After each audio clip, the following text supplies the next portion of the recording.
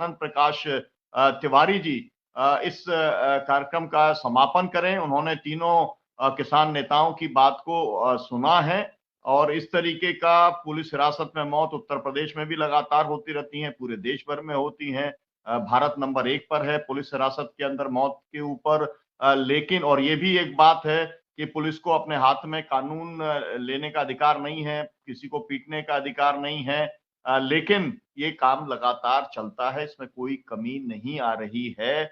जबकि supreme court ने ये कहा है कि आप जब अरेस्ट करते हैं तब से लेकर के आपको उसका वीडियो बनाना है और वो ताकि वो लोगों की निगरानी के अंदर रहे। तो जितने सुप्रीम कोर्ट के रूलिंग्स हैं कस्टडी को लेकर के, उनका पालन भी पुलिस के द्वारा नहीं किया जाता और उनकी जब अनदेखी करी जाती है तो उसके ऊपर कोई मॉनिटरिंग भी नहीं है। और इसलिए हमको इसके सभी एस्पेक्ट्स को लेकर के डीजीपी, राज्यपाल, मुख्यमंत्री, गृह मंत्री से मिलने का काम जरूर करना चाहिए। मैं भी 6 तारीख को भोपाल के अंदर रहूंगा। अपने स्तर के ऊपर जो भी संभव होगा हम लोग करेंगे। जी तिवारी जी।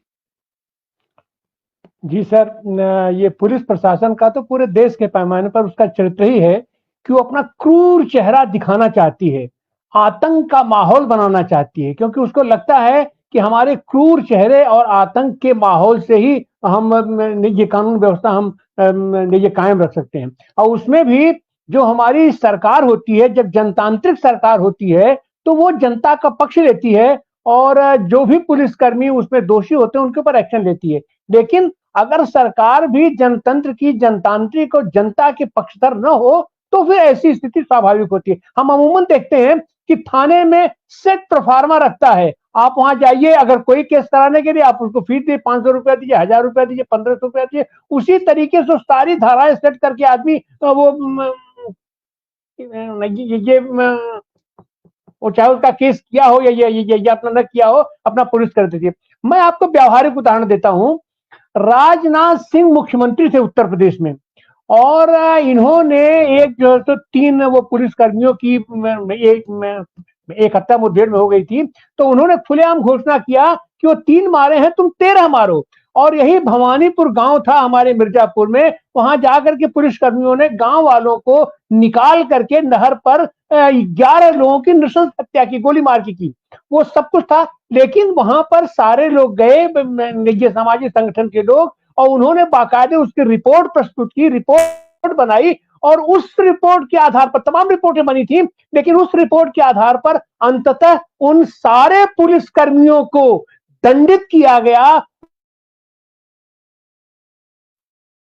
उनको बर्खास्त भी किया गया। तो लड़ाई देखिए, लड़ाई तो लड़नी पड़ेगी, इस निरंकुश सरकार के खिलाफ लड़ाई लड़नी पड़ेगी। और इससे ज्यादा निशंस क्या हो सकता है? ये तो सब कुछ खाली बनाने की बात है। सच बात है कि वस्तुगत साक्ष्य ये बताते हैं कि उस आदमी को अपनी आवाज उठाने के लिए, जनतांत्रिक अपने अधिकारों के लिए आवाज उठाने का उसको कीमत भुगतना पड़ा है और उसको पीट पीट कर उसकी हत्या की गई है। हत्या ही नहीं की गई है बल्कि उसको जीप से बाकायदे फेंक करके नीचे, और इसका वो जो वो ये फर्जी तरीके का उसका बनाने की उसको कोशिश की गई है। तो हम सारे लोग, किसान संगठनों को की खासकर जिम्मेदारी बनती है कि उसका तथ्यपरक तरीके से रिपोर्ट बनाना, उसमें कोई अतिरंजना करने की आवश्यकता नहीं है क्योंकि अगर उसकी अतिरंजना की जाती है तो मामला गड़बड़ हो जाता है। जो फैक्ट फाइंडिंग है, जो सच घटना है, सच घटना को हूबहू रिपोर्ट की शकल में उसको राज्यपाल को दें और उसको सरकार को दें और कोर्ट में भी उसका केस किया जाना चाहिए। निश्चित रूप से इस पर न्याय मिलेगा और अगर वो पुलिसकर्मी अगर दंडित होंगे, अपराधी दंडित होंगे, तो आने वाले दिनों के लिए इसका एक बड़ा संदेश जाएगा। बहुत बहुत धन्यवाद।